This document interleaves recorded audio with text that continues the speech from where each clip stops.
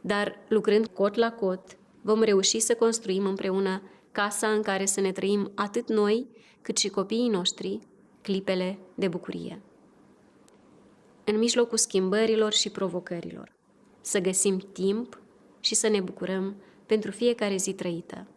Fericirea, dragostea există și sunt lângă noi și în noi, în lucruri simple, în cuvinte care îi mângâie pe cei de alături sau de departe, în bunul simț, în munca făcută cu responsabilitate, în grija și micile gesturi de atenție față de oameni.